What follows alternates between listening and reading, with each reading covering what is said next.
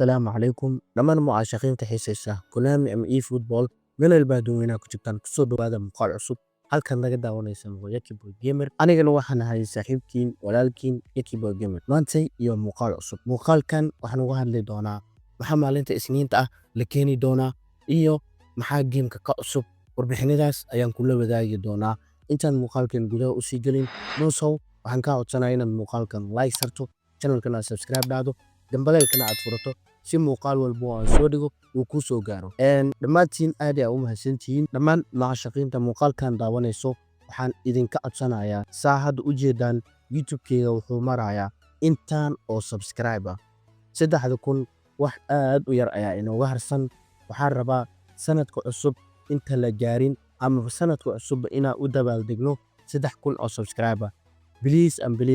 subscribe isar si markaasi aan ugu dabaaldegno sanadka cusub 3,000 oo subscribe ka badan xataa inaan gaarno waa jeclaan lahaa laakiinse hadda targetkeena waa 3,000 oo subscribe inaan sanadka cusub u dabaaldegno ayaan rabaa please haddii aadan weli subscribe isarin subscribe isar haddii aad subscribe isartayna isi shargaray muuqaalkan si qof kale oo subscribe isarin uu u gaaro oo markaasi subscribe igu soo saaro aad ay u mahadsantahay muuqaalkani ayaa gudaha u sii galaynaa maxaa maalinta Isniinta la keeni doonaa sidoo kale maxaa gameka ka cusub gameka waxaa ka cusub waxaa la keeni doonaa new year 2025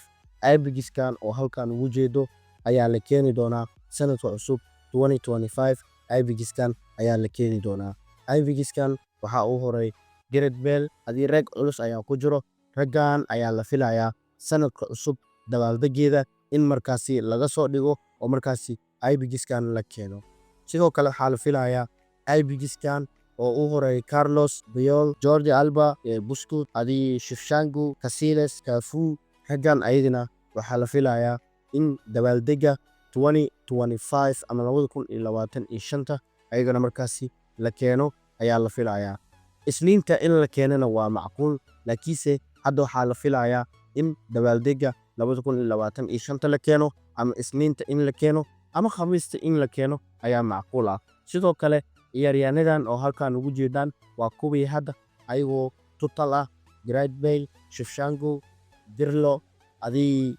Casillas aad ay u farbadin Cafu Jordi Alba Busquets Bale adii dadkan ayaa la keeni doonaa maalinta Isniinta ama Khamiista soo socoto ama sanadka cusub dabaaldegeeda in laga soo dhigo ayaa macquul ah laakiinse ciyaaryahannadan ayaa la filayaa in Konami ay ku soo biraan oo markaasi la keeno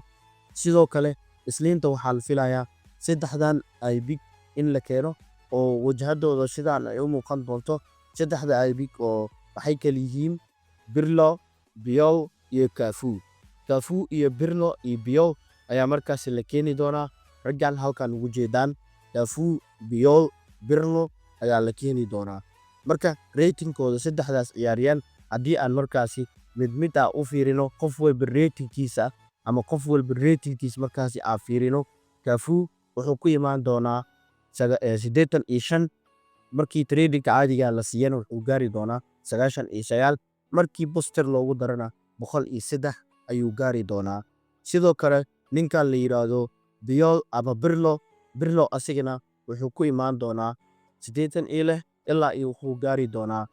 105 laga yaabaa 100 inuu ku imaado ilaa 105 meelahaas uu gaaro markii double booster laga dhigo inta la yiraahdo Bale asigana wuxuu ku imaan doonaa 86 wuxuuna gaari doonaa 100 ilaa 104 haddii double booster markaasi ka dhigto waxa kaloo isla eegaynaa marka gameka 1 June ama bisha koowaad koodeeda waxaa lagu siin doonaa freegaas waa free Showtime ah iyo free markaasi ibig ah labadaas free ayaa lagu siin doonaa oo aad ku tuuran doonto Showtime iyo